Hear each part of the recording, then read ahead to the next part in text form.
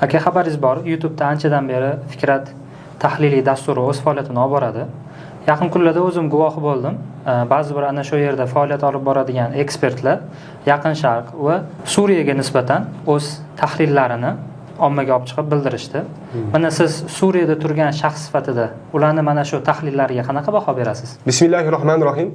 Albatta Fikrat tahliliy dasturi bugungi kunda xalqimiz uchun eng katta manfaat berayotgan loyihalardan bittasi deb bilamiz.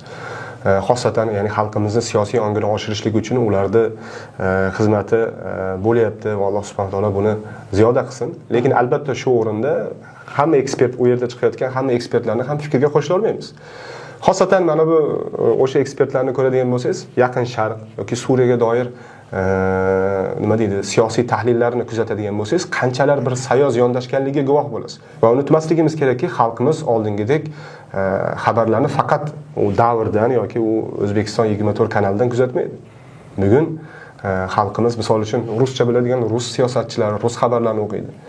Inglizcha biladiganlar inglizcha xabarlarni o'qiydi, inglizcha siyosatchilarni tinglaydi. Arabcha biladiganlar ham xuddi shunday, ularning siyosatchilarini yoki xabarlarni o'qiydi va solishtiradi. Endi ularga solishtirgan holatda va bularning siyosiy tahlillarini ko'rgan holatda ularni qanchalar sayoz ekanligini ko'rgandan keyin albatta Fikrat ko'rsatuviga nima deydi, ishonchsizlik kelib chiqadi.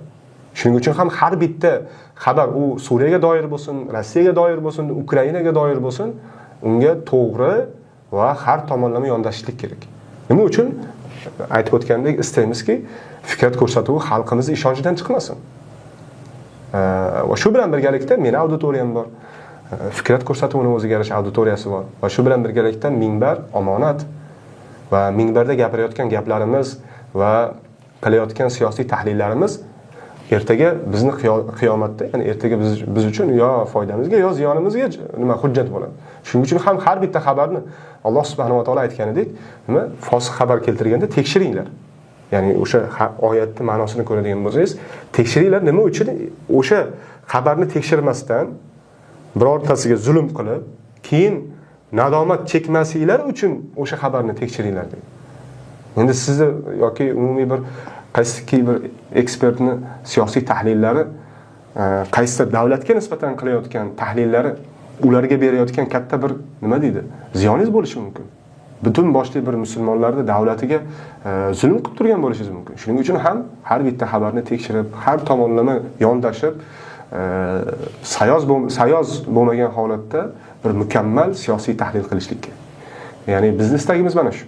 Misol uchun o'sha Fikrat dasturida chiqadigan ekspertlardan bittasini fikrini aytsam, bitta savol beryapti. Falastinda urush qachon tugaydi? Va endi uni yondashayotgan tarafni ko'radigan bo'lsangiz, aytayaptiki, Falastinda urush qachonki ikkita taraf ham urushni tugashini xohlasa. Misolni keltirishni qarang. Falastin kitobidan misol keltiryapti. U Falastin kitobini kim yozgan? O'sha Rossiyadagi bir ayol yozgan. Hozir ismi esimdan chiqib qoldi, bu yerda bor.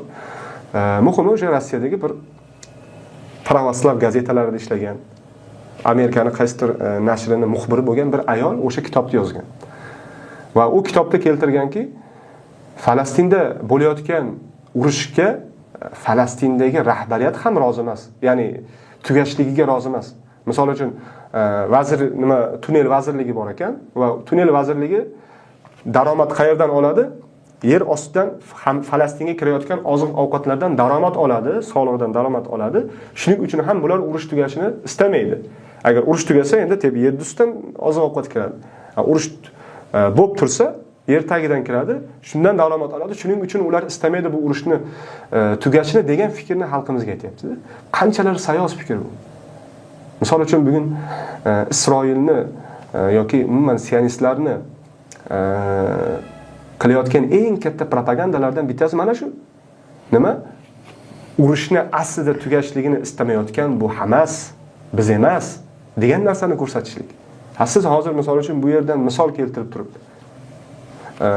o'shalarning kitobidan misol keltirib turib, musulmonlarning ziddiga ishlab qo'yasiz. Va xalqimizga ham umuman juda ham bir sayoz fikrni yetkazyapsiz. Albatta endi xalqimiz bu sizning fikringizga ergashib ketdi, u hammasi uni o'zgarib ketdi degani emas. Birinchidan o'zingizni ziddingizga qiyomat kunida hujjat bu. Ikkinchidan xalqimiz ichidagi ba'zi bir insonlarning fikrini Falastindagi musulmonlarga nisbatan o'zgartirib qo'yishingiz mumkin. Shundoq ham mazlum bo'lib turgan, shundoq ham qiynalib turgan Falastin xalqi uchun bir zulm emasmi bu misol uchun bunday sayoz fikrlar? Shuning uchun ham har bir xabar bo'lsin, aytib o'tganimizdek, u Falastinga doir bo'ladimi, Suriyaga doir bo'ladimi, unga to'g'ri va atroflicha yondashishlik kerak.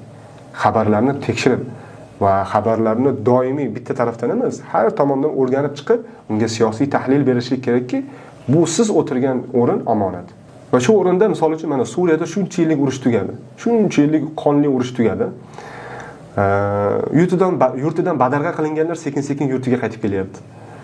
Iqtisod sekin-sekin tiklanyapti. Sanksiyalar mana ko'tarildi, sanksiyalar olindi. Sekin-sekin Suriya mana yangi davrini boshlab, sekin-sekin oldiga qadam tashlayapti. Endi o'zidan 3000 kilometr taqriban 3000 kilometr uzoqlikdagi davlatni Suriya bilan nima ishi bor?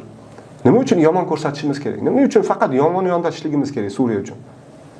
Bugun kecha kuni bular mazlum edi. Bugun mana alhamdulillah nima deydi? Tinch bo'ldi hamma joy. Sekin tinchlikka qadam tashlayapti. Nima uchun yomon ko'rsatishligimiz kerak Suriyani? Agar misol uchun O'zbekiston hukumatı o'ziga shu darajada ishonchli bo'lsa, misol uchun o'zini zolim deb bilmasa, misol uchun xalqimning huquqini men ta'minlayapman, misol uchun xalqimning haqqini yemayapman deyotgan bo'lsa, nimadan qo'rqadi? Nima uchun million dollarlar sarflab media qilib har doim Suriyani yomonlashlik uchun tahliliy ko'rsatuvlar buyurtma qilishlik kerak? Yoki tahliliy ko'rsatuvlar qilishlik kerak. Yoki umumiy Suriyani yomonlashlik uchun mediaga pul ajratishlik kerak, imkoniyat yaratib berishlik kerak, misol uchun. Nima O'zbekiston o'zini misol uchun ishdan qo'rqadimi? Xalqidan qo'rqadimi? Agar xalqiga erkinlik berayotgan bo'lsa, xalqini haqqini yemayotgan bo'lsa, nimasidan qo'rqadi? O'zidan 3000 kilometr chegaradosh emas. Orada nechta davlat bor misol uchun? Na uni siyosati, na buni bir iqtisodiy kesishgan bir yoki manfaatlari zid bo'lgan joyi yo'q-ku. Nimadan qo'rqadi O'zbekiston? Misol uchun, nima uchun doim Suriya yomon ko'rsatilishlik kerak? Ya'ni bu narsalar barchasi O'zbekiston zolim edi va Suriya ham zolim edi. U yerda xalq zolimni ag'dardi. Endi xalq ertaga O'zbekistondagi xalq o'shalardan kuch olib, meni ham ag'darmasin deb ularni ziddiga ishlashlik. Ya'ni o'zini shunaqa himoya qilishlik. Misol uchun bugungi kunda o'sha tahlillarda gapirilayotgan holat. Ya'ni Suriyaga bugun o'zbeklar nimaga boryapti? Masalasi. Bo'ldi, bu yerda Suriyada urush tugadi haqiqatdan. Va yana nimaga o'zbeklar ketyapti degan masalaga yondashishlikni ko'radigan bo'lsangiz, yana xuddiki ular yana aytayaptiki, Suriyaga o'zbeklar yana chaqirilyapti degan narsani ko'tarishyapti. Misol uchun men bilasiz, eskidan Suriyaga keladigan birodarlar tartib qilib, misol uchun men bilan gaplashib kelishganda, misol uchun endi aksar birodarlar bilan men gaplashgan, balki boshqa birodarlar ham gaplashganlari bor. Lekin oxirgi misol uchun mana bu fathdan keyin bu yerga kelishliklarga chaqirishliklar to'xtagan. Misol uchun oddiy misol uchun o'zim ko'p birodarlarga misol uchun yozgan paytda bo'ldi. Bu yerda oldin jihod farzi ayn edi haqiqatdan. Mazlum edi, xalq kuchsiz edi. Bo'ldi, endi bular davlatini fath qildi. Bu yerga kelishning hojati yo'q endi. Bu yerda endi farzi kifoya nima?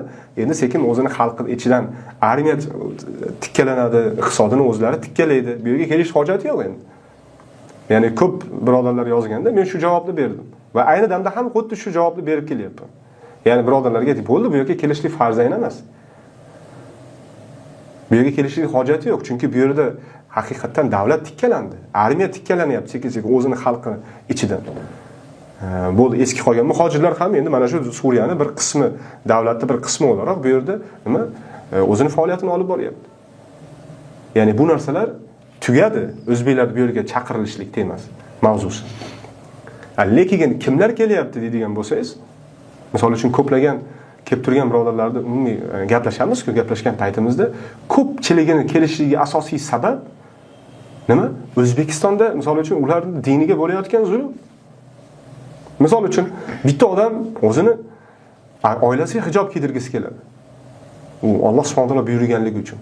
Qiziga hijob kiydirishlikni nima deydi? Istaydi. Aytib o'tganimizdek, Alloh subhanahu va taolo buyurganligi uchun va farzandlarini diniy ta'lim olishligini, yoshligidan bir Qur'on hofizi bo'lib katta bo'lishligini, islom tarixini, islom dinini, islom aqidasini, islom fiqhini o'rganib ulg'ayishligini istaydi. Lekin bugun O'zbekistonda shu narsa bormi? Yo'q, misol uchun hozir misol uchun masjidlarda eshigini tagida turib odamlar soqolini olishlik bilan ovora. Ayollarda hijobini yechishlik bilan ovora. Misol uchun maktablarga qizlarni hijob bilan kirgizmaydi. Bu holatlar har bir musulmonning ko'nglini, ya'ni yuragini ezadi. Ya'ni qayerda menga bir imkoniyat bor yashashligim uchun. Hozir misol uchun qarang, misol boshqa davlatlarda ham Misrda bo'lsin, Turkiyada bo'lsin, nima? O'sha O'rta Osiyodan kelganlar uchun ko'plagan tazyiqlar bor-da. Hozir misol uchun Misrda talabalar ushab berib yuryapti. Turkiyada ham shu holatlarni ko'rib turibmiz. Endi ular uchun qayerda joy bor? Musulmonlar uchun kelsa, farzandi diniy ta'lim olsa, farzandi ham diniy dunyoviy ta'lim olsa va ularning e'tiqodlariga birov kelib aralashmasa, nimaga raflading qilyapsan, nimaga soqol qo'yding, nimaga ayoling hijob o'rayapti demasa, ular har bir musulmon shunaqa joy qidiradi. O'zbekistonda musulmonlar, o'zbeklar yoki kim bo'lishidan qat'iy nazar Suriyaga kelmasligi yoki boshqa davlatga chiqib ketmasligi uchun o'sha narsani ta'minlab qo'yinglar.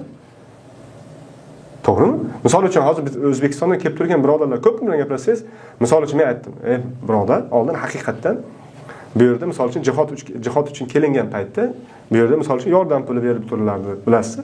Misol uchun uylar ijaralariga salpar yordam berib turilardi. Endi u narsalar to'xtagan, bular askariy jamoatga qabul qilmayapti o'zi.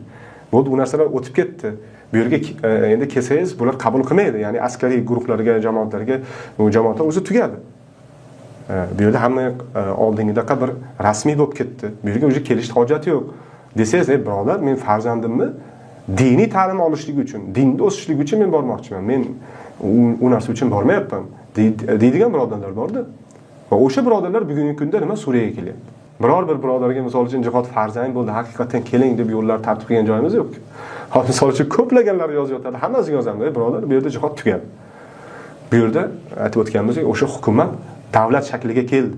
Bo'ldi, endi sekin bular o'zining quvvatini tikkalaydi. Oldin haqiqatan zaif edi, bugun o'sha hojati yo'q deb turib, biz bu yerga kelmaslikka buyuryapmiz. Ya'ni kelmanglar deyapmiz. Lekin bu yerga kelib turganlarning aksari dinidan qochib kelib turganlar. Hozir o'sha aytib o'tganimiz, diniy ta'lim bo'lmaganligi uchun, diniy umuman dinga qarshi kurashuv bugun O'zbekistonda ochiqdan ochiq bo'lganligi uchun. Hozir misol uchun maktablarda yaqinda misol uchun bo'lgan maktab direktori 21 ta qizni chaqirib ro'molni yechtirgan. Bunaqa tazyiq bo'lgandan keyin qayerga qochsin musulmonlar? Tek qo'yib beringlar o'zlarini dinini o'rgansin. Tek qo'yib beringlar, bir farzandini Qur'on va sunnatda katta qilsin. Tek qo'yib beringlar, ayollari, qizlari hijobini o'rasin. Bunaqa zulm bo'lsa, qaysi musulmon yashay oladi O'zbekistonda? Shuning uchun ham bu masalalarga chuqurroq yondashishlik kerakki, bugun misol uchun Ahmad Sharaga o'zbeklar kerak, uni jinoyatlari uchun o'zbeklar kerak, shuning uchun chaqiryapti degan narsalarni gapirishlikdan oldin uni ozgina o'rganishlik kerak-ku. Misol uchun bu yerdagi holatlarda bo'lgan odamlar bor, ochiqdan ochiq guvoh odamlar bor. Misol uchun-da yoki menga aloqa chiqishsin, misol uchun haqiqatan shunaqa narsa bormi degan narsa. Yo'q-ku bu narsa.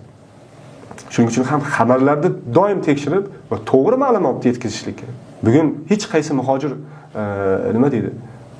Suriyaga chaqirilgani yo'q. Bu yerga kelayotganlarning hammasi nima? O'zini dinini olib qochib kelib turgan. Aytib o'tganimizdek.